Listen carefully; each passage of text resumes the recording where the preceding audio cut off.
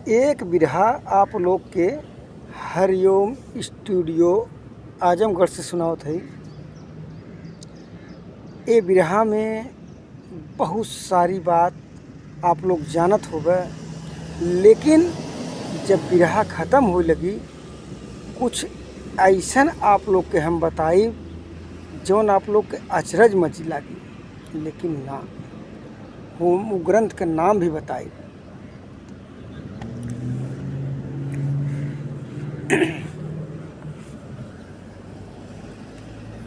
भूमिका।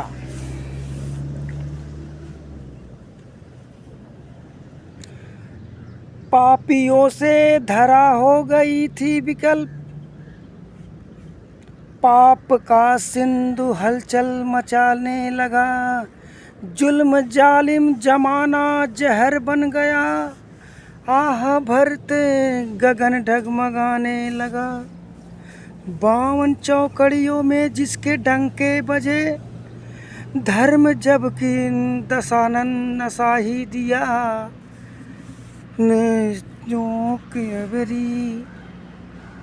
खून ऋषियों से जबरी ओ कर में लिया, काल चंगुल में अपने फंसा ही लिया।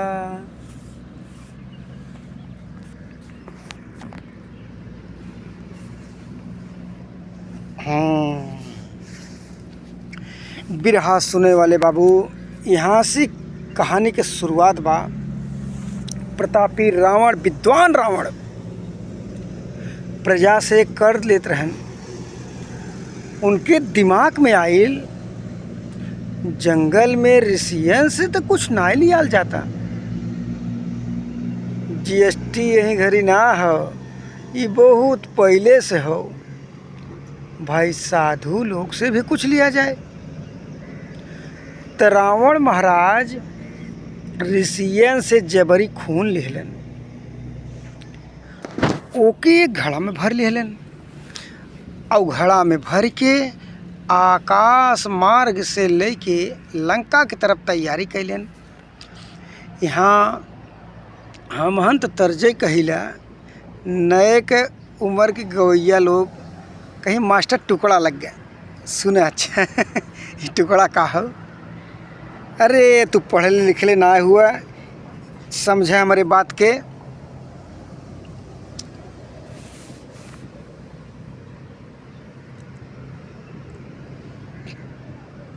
उठो मुसलमान नमाज पढ़ लो, अभी मेरा सर कटा नहीं। उठो मुसलमान नमाज पढ़ लो, अभी मेरा सर कटा नहीं। उठो मुसलमान नमाज पढ़ लो, अभी मेरा सर कटा नहीं। उठो मुसलमान नमाज पढ़ लो। ये नए ज़माने के टुकड़ा हो हारमोनियम मास्टर स्वर्गीय रामदेव भैया नहीं हैं। उनका टुकड़ा ना रहल, वो गाँवे। अरे ऐसे मचल मचल के चलबू, ओहो ऐसे मचल मचल के चलबू, लग जाई आगी पानी में। ऐसे मचल मचल के चलबू, लग जाई आगी पानी में। ऐसे मचल मचल के चलबू, लग जाई आगी पानी में। ऐसे मचल मचल के चलबू, लग जाई आगी पानी में। स्वर्गीय बुल्लू भैया भी नहीं हैं, धीरों से जवाब दें। नाचे तलू जब अचेत भैलू, नाचे तलू जब अचेत भैलू, हर लेहलू मजा जवानी में। ठेगनु लेके चली ना पूछी वल्हानी में। ठेगुनी लेके चलबी गोरी, कोई ना पूछी वल्हानी में। ठेगुनी लेके चलबी गोरी, क्यों ना पूछी वल्हानी में। ठेगुनी लेके चलबी गोरी, क्यों ना पूछी वल्हानी में। ए भैया, ऋषियन के खून लेके रावण जैसन प्रतापी पंडित घड़ा में भर के आकाश मार्ग से चलन।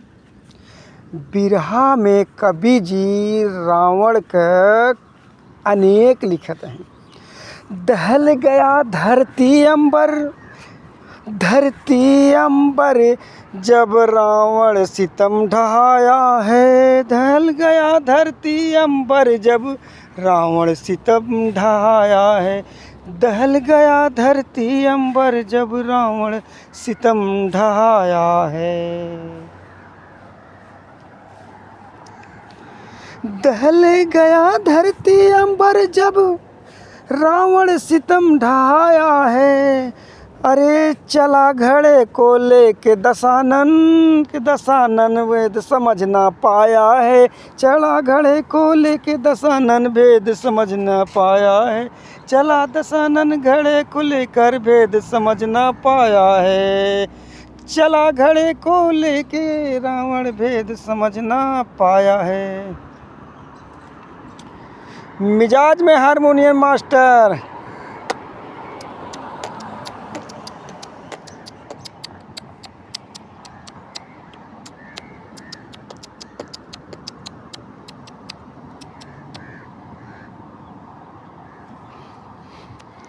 सजारत झूमते आधे गगन जब छाया है। सजारत झूमता जब आधे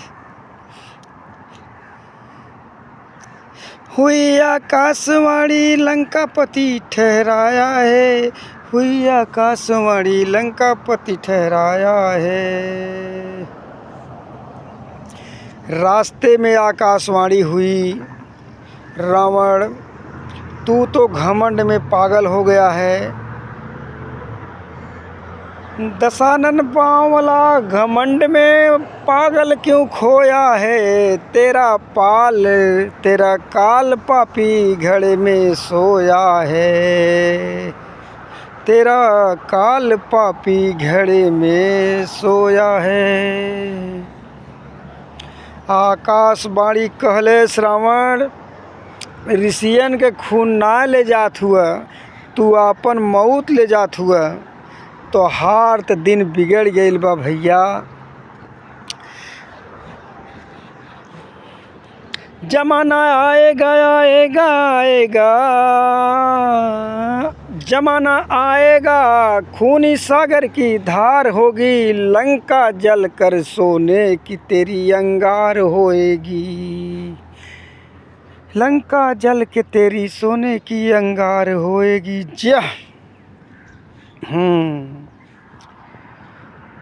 ये सब बात जौन बा रावण ध्यान ना दिहन। खून वाला घड़ा लंका में लेके अइलेन। रावण के दुल्हन मंदोदरी पूछे लगलीन, सैया ये घड़ा में काली आयल हुआ। तो धुन तरस लोग सुनेला।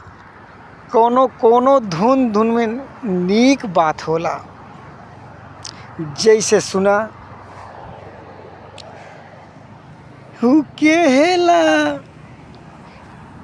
केहू कहेला सबके चुकहेला। उमरिए के दोष बा कही के गईले सूरदास। नजरिए के दोष बा सारा खतरा यही नज़र करैले बा। का करैले? आखिया बतावेला दूरिया या नरिया रावेला। गोरे और करिया आखिया बतावेला दूरिया नेरिया। आखिया बतावेला गोरे और करिया। आखिया बतावेला दूर और अन्हरिया। आखिया बतावेला गोर और करिया। केहू कहे पतरी, केहू कहे पतरी, केहू कहे पतरी।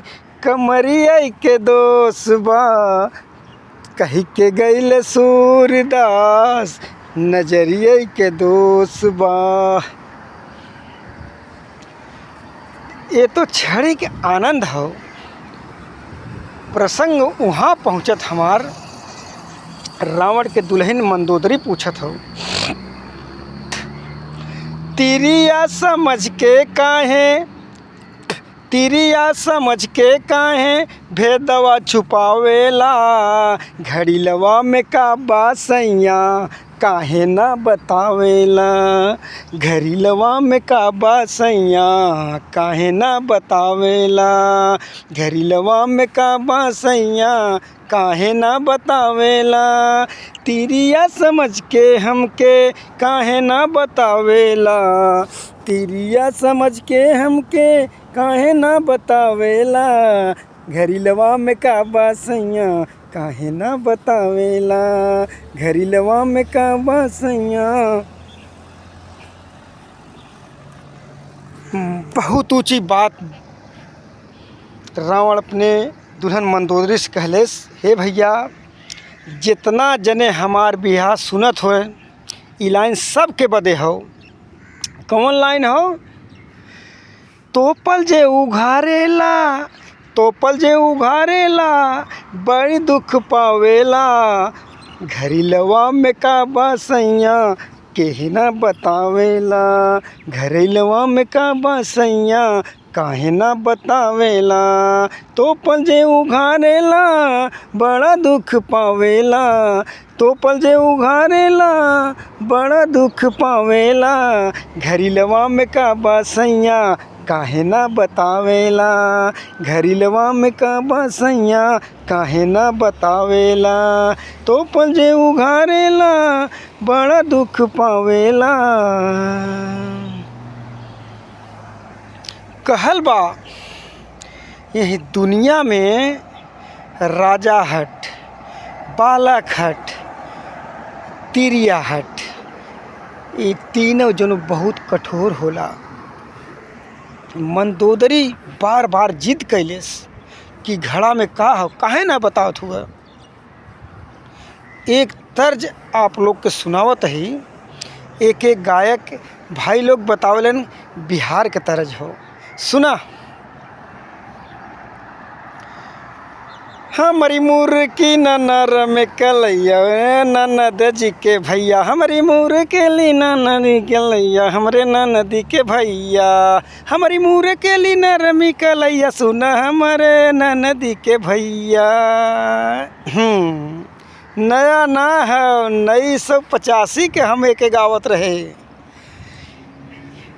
कि नहीं हरियर में हदिया के पाती, हरियर में हदिया के पाती दुआरे सखी ना अइली, नहीं हरियर में हदिया के पाती दुआरे सखी ना अइली।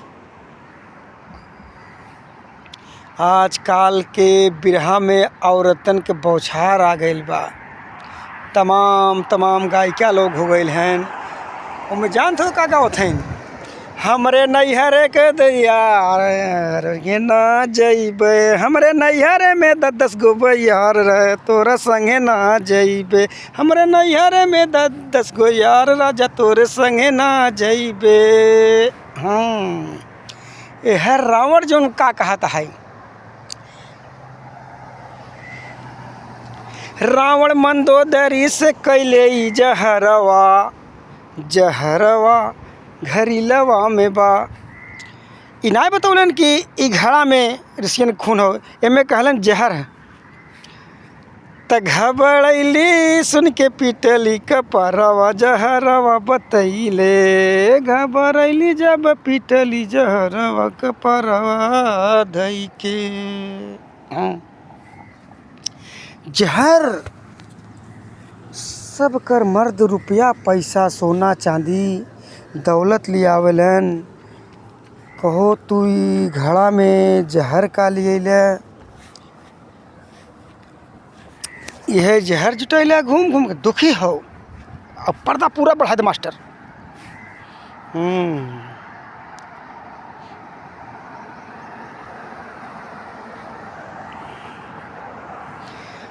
जहरवा हो जहरवा घर ले अइला बालमा, हो कैला कवन कमाई मंगिया कैसे नुरवा, जहरवा घर ले अइला बलमू, कैला कवन कमाई घर में लियला जहरवा से नुरवा घर कमैला बलमू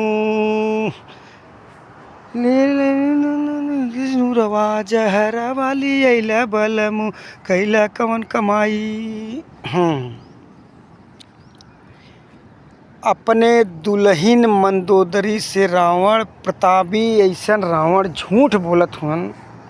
कहलन दुल्हिन घड़ा में ये जहर मतलब की चीज़ हो, घड़ा में जो जहर हो ये बहुत काम की चीज़ हो।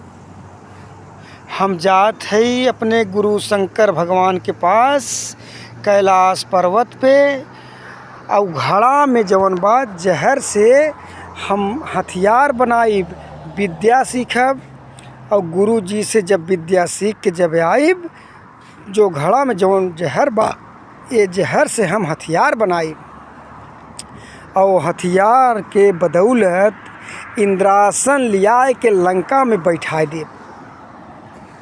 अच्छा ही तो झूठ बोल के चल गए कैलाश पर्वत पर। ओ जमाना के नाराज मत होइए भैया, नारद जी संचार मंत्री रहलन, दूर संचार। नारद जी देखलन ई रावण तो झूठ बोल के अपने गुरु शंकर भगवान के पास चल गए।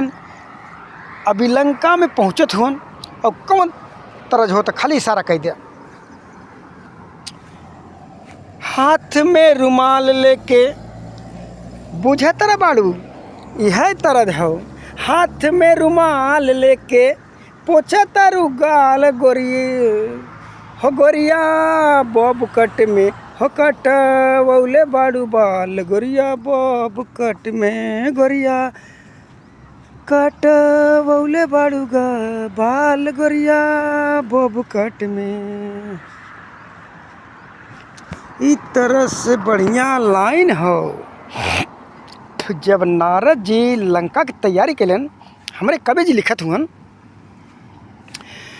अरे हथवा में बीड़ा खन के, अरे हथवा में बीड़ा खन के, पाँव में खड़ंग श्रीमन नारायण गुण गावत श्रीमन नारायण चलले हरि गुण गावत नारायण चलले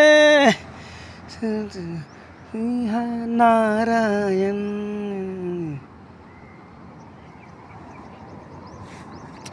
अरे लंका के नगरिया अइले, ऊ लंका के नगरिया अइले, रावण के बखरिया अइले, लख जगावै श्रीमन नारायण दुअरे अलख जगावै श्रीमन नारायण दुअरे अलख जगावै श्रीमन नारायण दुअरे अलख जगावै।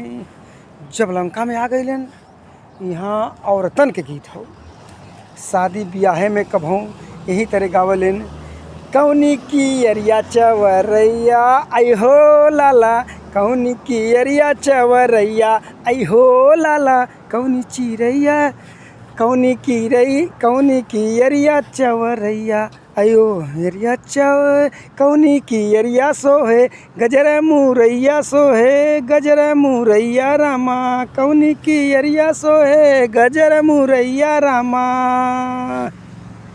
कौनी की अरिया है हो रामा, कौनी की अरिया चवरैया ऐ हो रामा, कौनी की अरिया चवरैया ऐ हो रामा, कौनी की अरिया चवरैया ऐ हो रामा। ये सब पारंपरिक गीत हो। हमरे आपके घर में शादी ब्याह के पर्व में औरत लोग गावेलिन। भोजपुरी वाला बाबू आप सब लोग के बीच में नया बना दिए हन। सुना,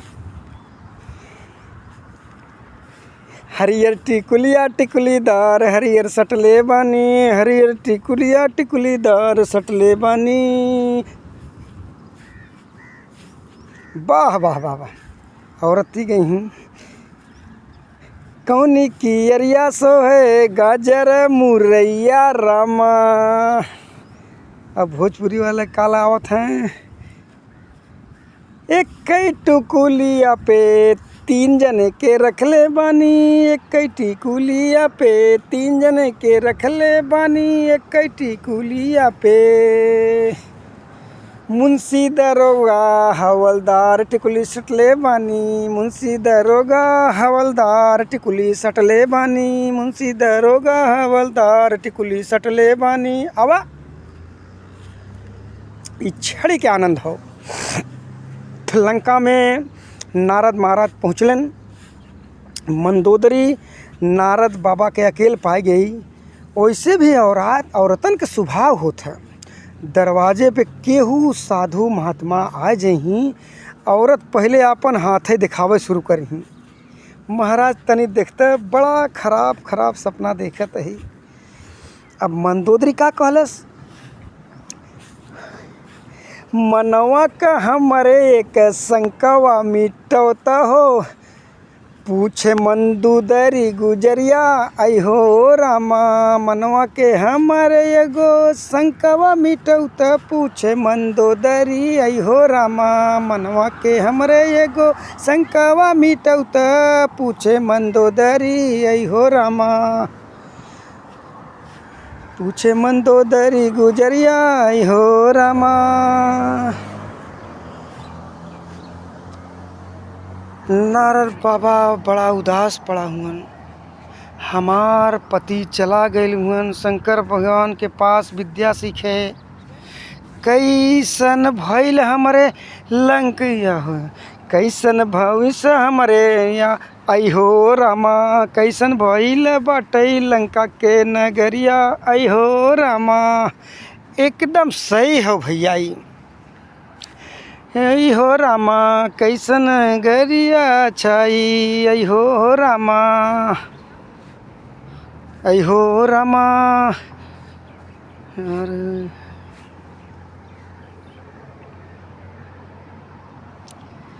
तनी लंका का भविष्य बात बताई देते नारद बाबा। अच्छा तो जवन बा रुगिया जवन भावे वही वैद बतावे। कहले रे मंदोदरी, तोरे हाथे के तो भाग रेखा ही बतावत हो कि लंका के सब लोग झूठा हों, झूठ बोलते हैं। मंदोदरी के नहीं, हमार पति कभू झूठ ना बोलते। देखा ये घड़ा में जहर ले आयल हुअन, हमके मना कैले हुअन कि गभऊ घड़ा के देखा मत, एमे जहर हो। तब न लंका के नाश होई। नारद जी कहलन ई घड़ी में जहर हो। अब तो और नहीं जहर बो जात हुअन, तनी एक बढ़ा दे भैया।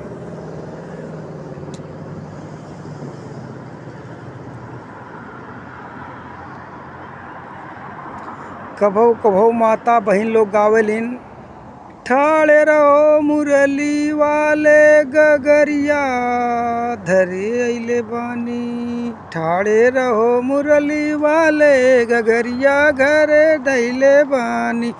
ठाड़े रहो मुरली वाले गगरिया घरे धैले बानी। रामदेव भैया रिकॉर्ड करवले रहलन, अपने बलमुआ के चोरी गोरी गुना गुनावा। अपने बलमुआ के चोरी गोरी मांगे गुना गुनावा। अपने बलमुआ के चोरी गोरी मांगे गुना गुनावा।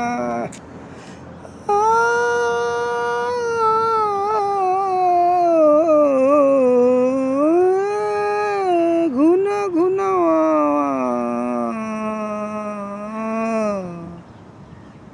अपने बलमुआ के चोरी गोरी मांगे गुना गुनावा। अपने बलमुआ के चोरी गोरी मांगे गुना गुनावा। जियो। नारद जी कहलन कि सुन मंदोदरी, घड़ा में जहर ना हो, ये हो ना साफ बतावत हन कि खून हो और जहर घोरत हुअन। तोर पति रावण झूठ बोलन, अमृत के जहर बतावले। अरे अमृत के जहर बतावले, छुपौले तो भेदवा छुपौले तो हरा से अमृत के भेद बतौले जहरवा छुपावे भेद तोहरा से। अमृत के जहर बतौले छुपावे भेद तोहरा से। कटवा के बीचे गुलबवा के फूल बा मर्द से भारी भइल बा। कटवा के आगे गुलबवा के फूल बा भूल बा।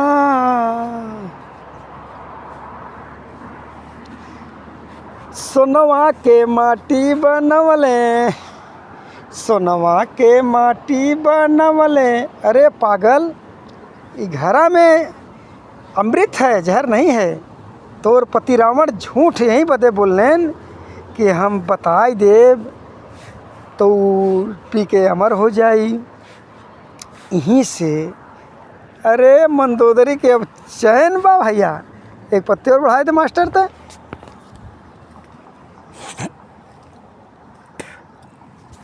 ग्रामीण गीत बा इस सावन में माता बहन।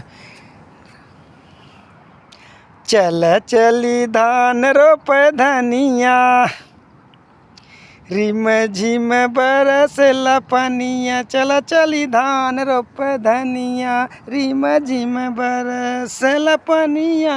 चल चली धान रोप धनिया रिम झिम बरसई पनिया। चल चली धान रोप धनिया।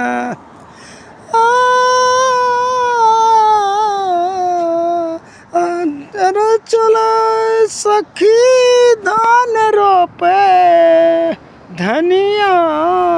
जो कलाकार हो जिन रोप धनिया हो धान रोप धनिया धनिया। चल चली धान रोप धनिया चल चली धान रोप रनिया बिमा बरसई पनिया। चल चली धान रोप धनिया। वाह ई तो तरज हो तनी फरज सुना। जान गईली मंदोदरी कि घड़ा में जहर ना है अमृत हो। और नारद जी तमाशा देखत हुअन कि खूनवा पिए लगल तो हम घरे निकल चली। मंदोदरी का कैलस माया में भुलाई गईली दुल्हीन। माया में भुलाई गईली दुल्हीन। और रानी लेली घड़ावा उठाई के माया में भुलाई गईली दुल्हीन। लेली घड़ावा उठाई के माया में भुलाई गईली दुल्हीन। भुलाई गईली दुल्हीन भुलाई गईली दुल्हीन।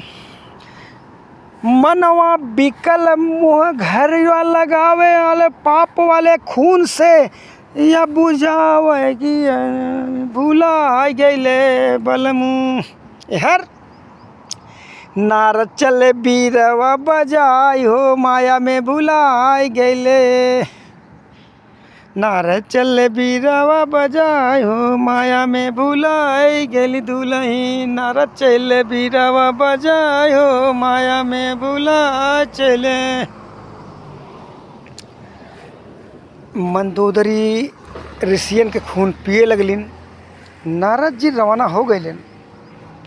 9 महीना के बाद रावण महाराज गुरु शंकर महाराज के पास से विद्या सीख के जब लंका आएन यार जौन बा घरे खूनवा पी के मंदोदरी जौन बा गर्भवती हो गई बा।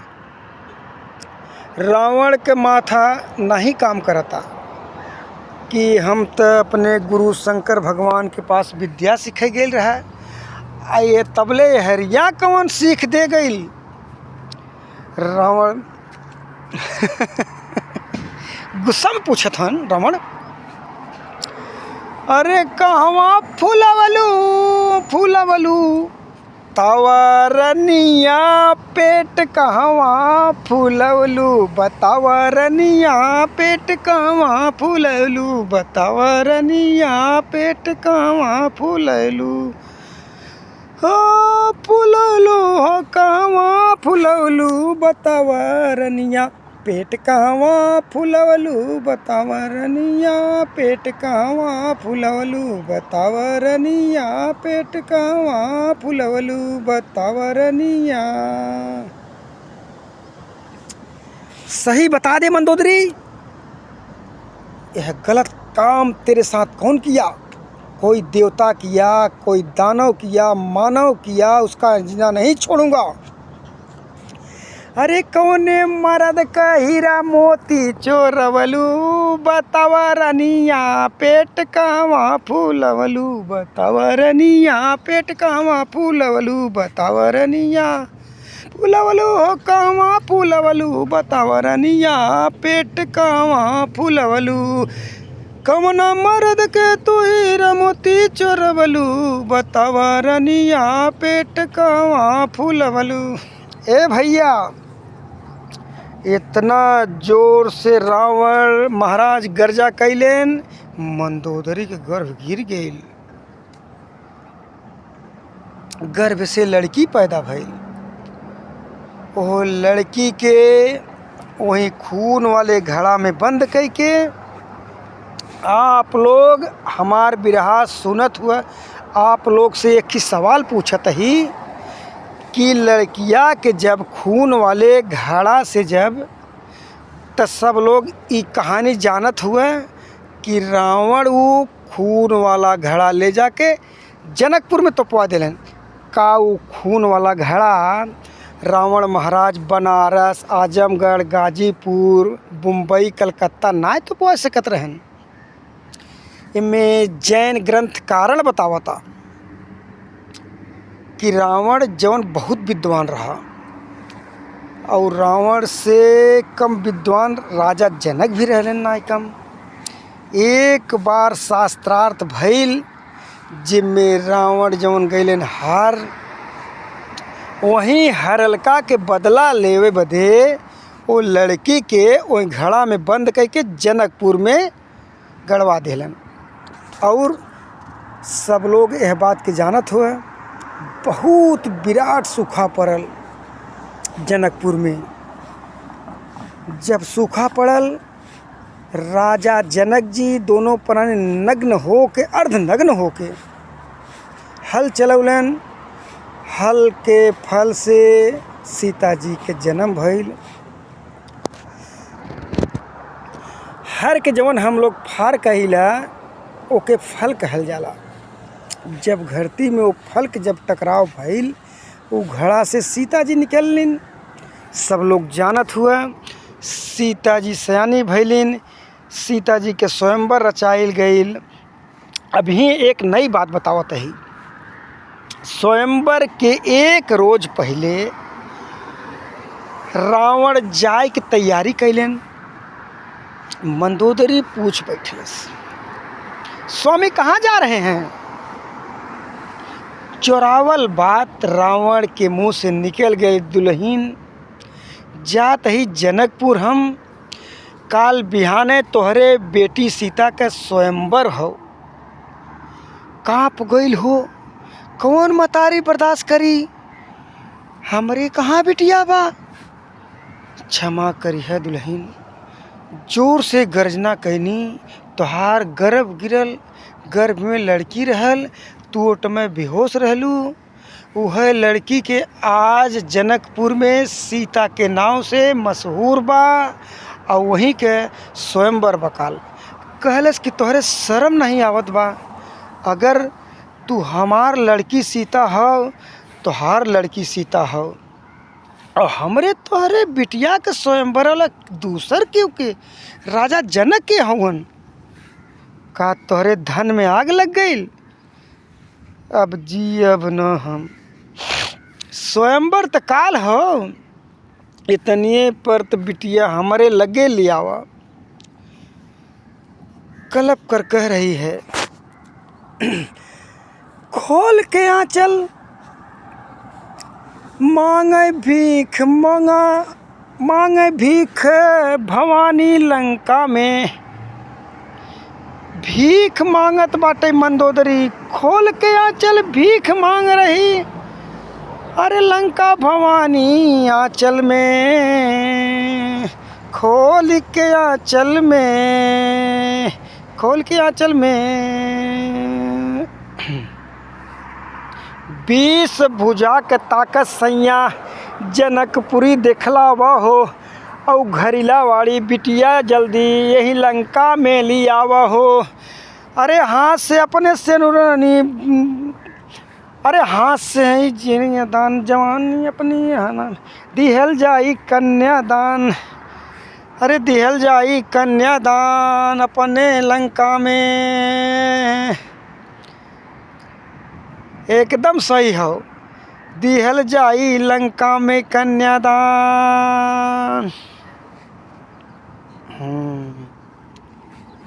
ए भैया, स्वयंवर के एक रोज पहले रावण जनकपुर तैयारी कैलन जाए के। कवि जी लिखले हुअन, बतिया मंदोदर के जवाई में सालर भैया, बतिया मंदोदर के कर जवा में सालल भैया। हाँ।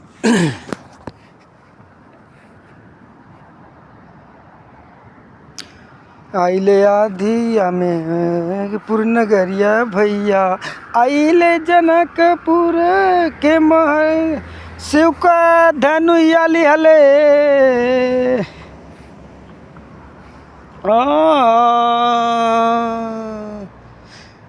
तबले आकाशवाणी बैली भैया, तबले आकाशवाणी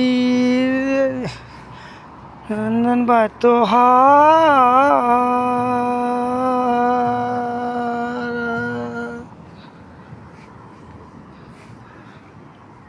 शिव का धनुया जबकि हथवा उठौबा, जबकि शिव तुलाइन तोहार, अरे बन जाइ है सीता बेटी दुल्हन तोहार।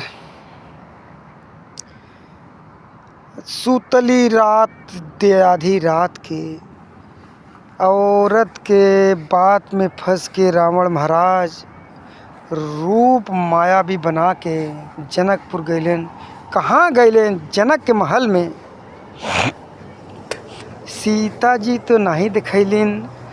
रावण स्वयंवर जौन बना रहा, जौन बिहाने बा धनुषीय बिहान बनाओ था, धनुषीय लेके न रही बांस न बाजी बांसुरी। जब धनुष उठावे लगले वहाँ भी आकाशवाणी हुई, अरे रावण तो पागल हो गया है, कोई कहो ई शंकर जी के धनुषिया तू ही तोड़ बा, अपने बिटिया से सीता से भी अपन मेहरारू बनैबा। रावण शर्मिंदा हो गइलेन, लौट के चली अइलेन। सवेर भइल, सबके जानकारी भइल, जितना लोग बिरहा सुनत हुआ सीता जी के स्वयंवर में हर देश के राजा महाराजा रावण भी गए रहन, लेकिन धनुष के जवन दूर से प्रणाम कैलन।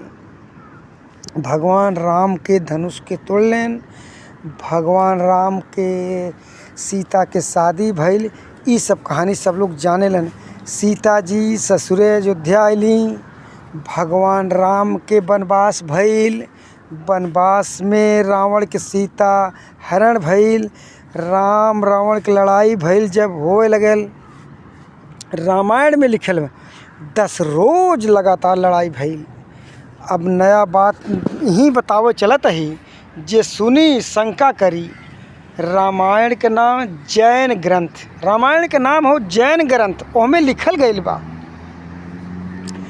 कि लड़ाई के 9वें दिन आधी रात के मंदोदरी एक बात अपने पति से कहती है, स्वामी भगवान से युद्ध करते हुए 9 रोज बीत गया है, रात की बेला है, बस एक ते काम कर द पति देव।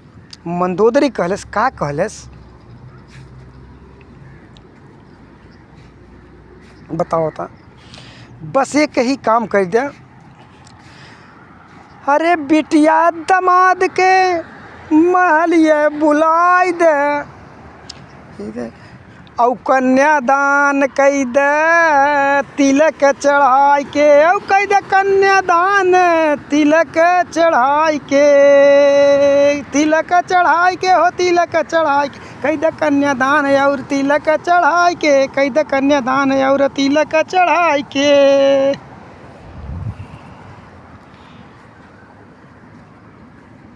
साथियों, कथा जयंत ग्रंथ में ये लड़ाई के 9वें दिन में आधी रात को रावण को देख के आयु अले आधी रात रावण के राम के सयनवा हाथ जोड़ के कहलन, औ कैद राम के बार मानवा, कैद रघुराई पूरा लागल यार मानवा, कैद रघुराई पूरा लागल यार मानवा। हमारे बखरी में पधारा संग सीता के लिया के, कन्यादान राजा तिलक चढ़ाई के, कैद कन्यादान राजा तिलक चढ़ाई के, कैद कन्यादान राजा तिलक चढ़ाई के, तिलक चढ़ाई के, कैद कन्यादान राजा तिलक चढ़ाई के, कैद कन्यादान राजा तिलक हो।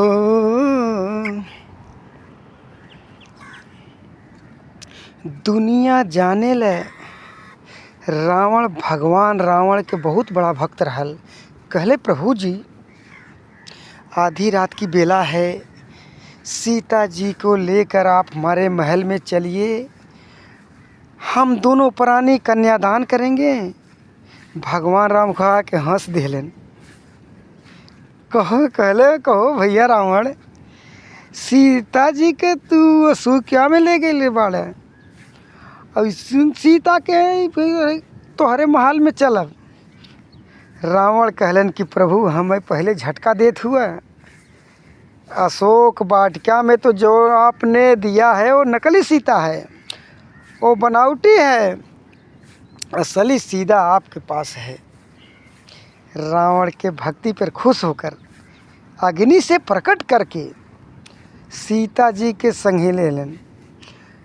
9वें दिन आधी रात में रावण के महल में जब पहुँचलन, बिरहा के आखिरी लाइन हो बाबू, अरे मड़वा सजाया भैया मड़वा सजाया, सज गए घर गए आंगना, शादी वाली रीतिया निभाया है दशानन, शादी वाली रीतिया।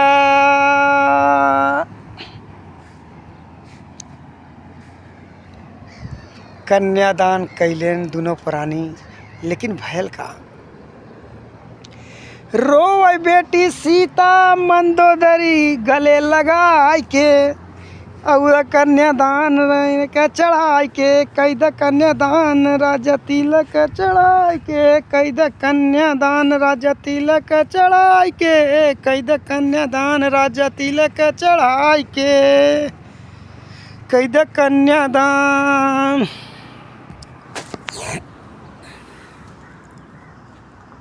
दुनिया के लोग जानलन कि भगवान जौन जनकपुर में भइल रहा। हे भैया, भगवान राम के बियाह लंका में भी भइल बा। गरे में गर धई के बिटिया महतारी रोवत हईन। सीता जी कहलिन कि माई मंदोदर, यह बात के जानकारी पहले भइल होत, लंका के इतना आदमी ना मारल जाते। कुछ मांगना हो तो माँ, कुछ कहना हो तो माँ। मंदोदरी कहलस की बेटी, अब दुनिया में का बचल है, अब तो ख़ानदान कोई दीपक जलाने के लिए भी नहीं बचा। अगर देवहिक बा, अपने प्रभु राम के हमरे पति के मुक्ति बनवा दा। तो 10वें दिन सबके जानकारी बा, भगवान राम के हाथ से रावण के लड़ाई में मौत भय। मारू बाजा बजा जुझारू, दूसरी बेरी कहें अक्षय बर 10 कंधर मुसंगन में वाले लियला बलमू।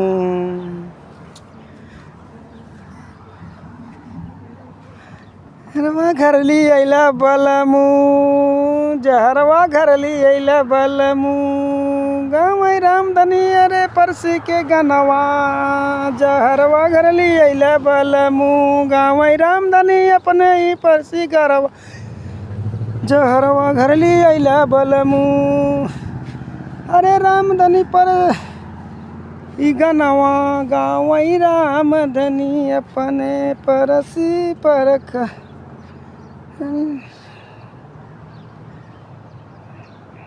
आप लोग को ये बिरहा कैसा लगे आप लोग बताना, कमेंट कर करके शेयर करना, कमेंट करना, फॉलो करना। कैसा लगा ये बिरहा आप लोग को दोस्तों। ओके दोस्तों, यहाँ पर हमारा गाना समाप्त हुआ। आप लोग सुनिए और कमेंट कीजिए, फॉलो कीजिए, शेयर कीजिए, बताइए।